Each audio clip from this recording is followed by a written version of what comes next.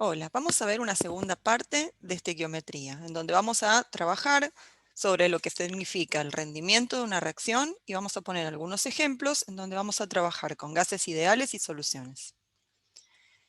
El rendimiento de una reacción nos indica la eficiencia de la misma en generar producto. Cuando un proceso químico ocurre, pueden ocurrir ciertas cuestiones durante ese proceso que hagan que se obtenga menos producto de lo esperado.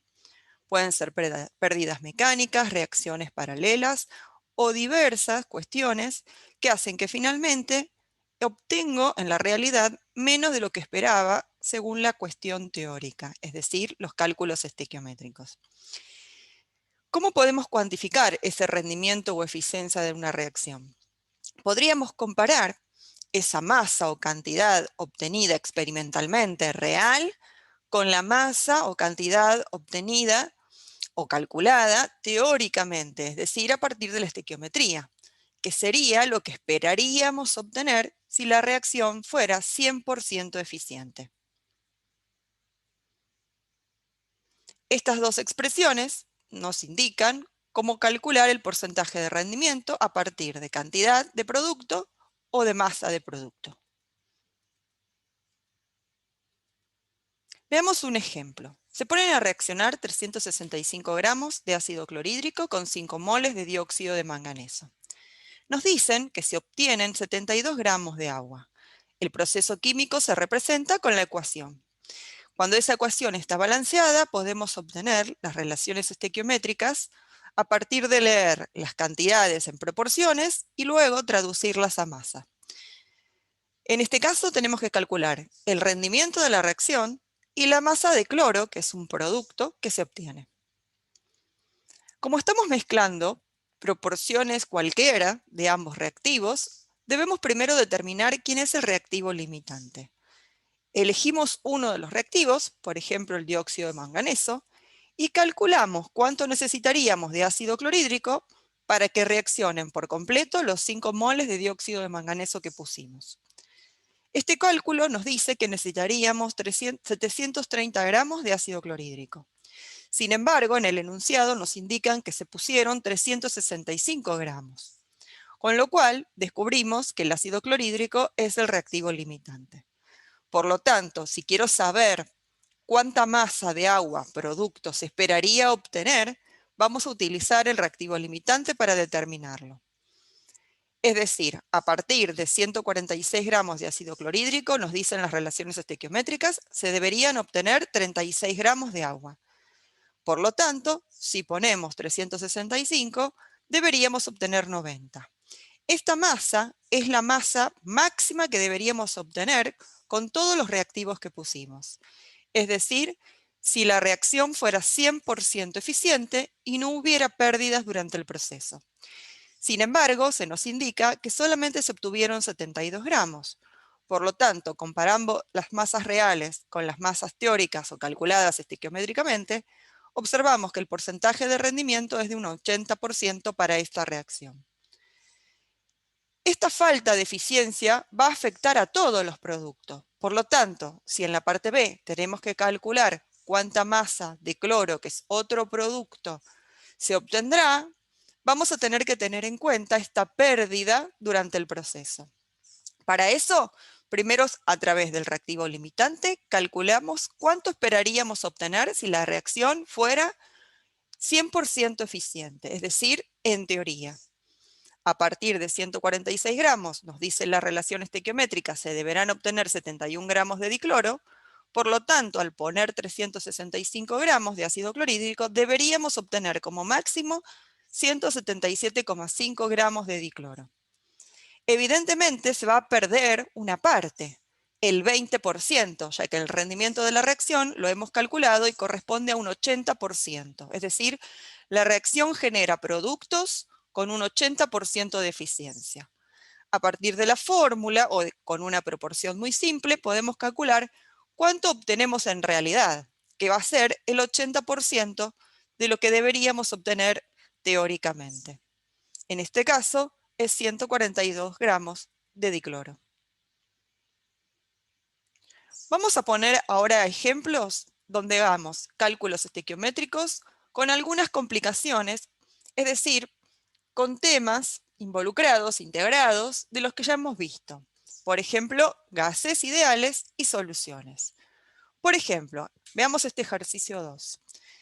Queremos obtener 100 litros de cloro medidos a 23 grados Celsius y 760 milímetros de mercurio, haciendo reaccionar pirolucita, que es un mineral que contiene un 80% de dióxido de manganeso, con exceso de ácido clorhídrico.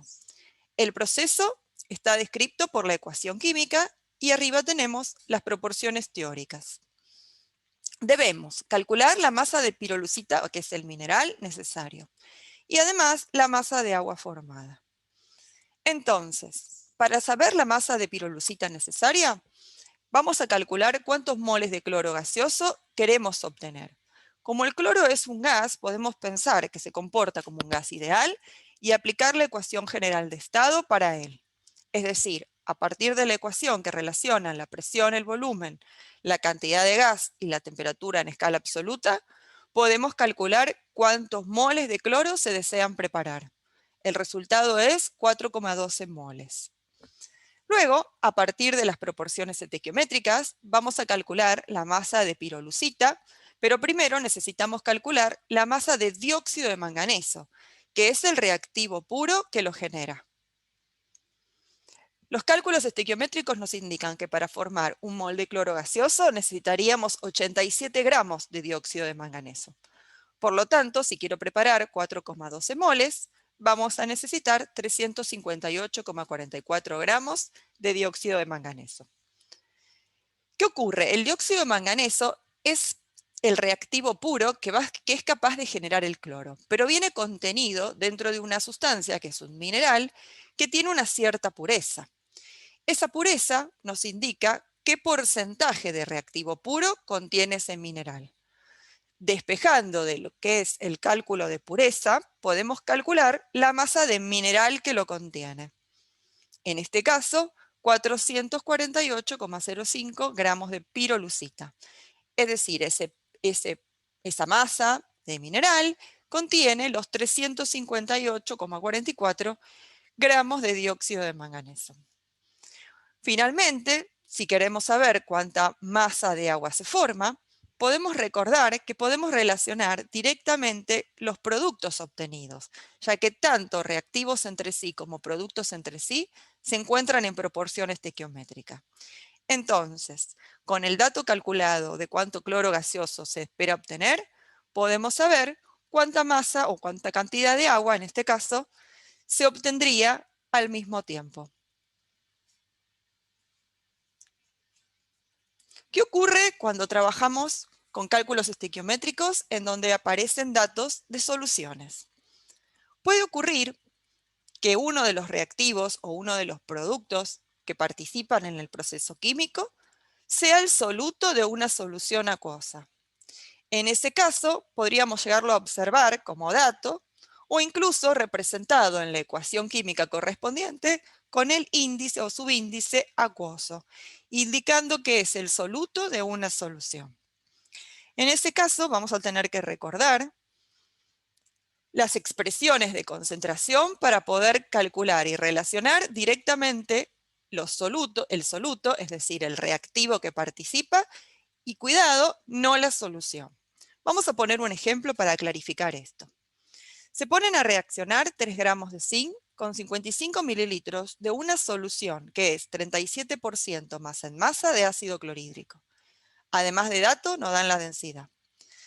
Calcular el volumen de hidrógeno contenido en condiciones normales de presión y temperatura. En este caso nos indican que uno de los reactivos es ácido clorhídrico, pero el ácido clorhídrico está en solución acuosa, es decir, es el soluto de una solución acuosa en la cual se encuentra en una concentración de 37% masa en masa. Como siempre podemos tratar de pensar qué implica que una solución tenga una cierta concentración. ¿Qué significa 37% masa en masa? Significa que vamos a tener 37 gramos de ácido clorhídrico, que es el soluto y reactivo de nuestro proceso químico, cada 100 gramos de solución. Si queremos saber cuánto ácido clorhídrico se puso a reaccionar, al tener un dato de volumen de solución y la expresión de concentración en masa de solución, nos conviene trabajar con la densidad y pasar esos 100 gramos que sabemos que van a contener 37 gramos de ácido a volumen. Utilizando la fórmula de la densidad, vemos que 100 gramos de solución, 37% masa en masa de ácido clorhídrico, corresponden a 84,03 mililitros de esa solución. Y que por lo tanto, en esos 84,03 mililitros de solución van a estar disueltos 37 gramos de ácido clorhídrico. Por lo tanto, si en la reacción pusimos 55 mililitros, estuvimos agregando disueltos 24,22 gramos de ácido clorhídrico. Y esa es la masa de ácido clorhídrico que participa en este proceso químico, en la reacción. Por lo tanto, al saber una masa de ácido clorhídrico y tener un dato de la masa de zinc, vamos a necesitar calcular el reactivo limitante. Como siempre, elegimos un reactivo y calculamos cuánto necesitaríamos del otro reactivo. Por ejemplo, para el ácido clorhídrico que agregamos disuelto en solución acuosa, ¿qué masa de zinc se necesitaría? La relación estequiométrica nos dice que por cada 73 gramos de ácido clorhídrico vamos a necesitar 65 gramos de zinc. Como pusimos como soluto en solución 24,22 gramos de ácido clorhídrico, entonces se necesitarán 21,57 gramos de zinc. Esa sería la masa necesaria para que reaccione todo el ácido clorhídrico. Sin embargo, solo pusimos 3 gramos de zinc.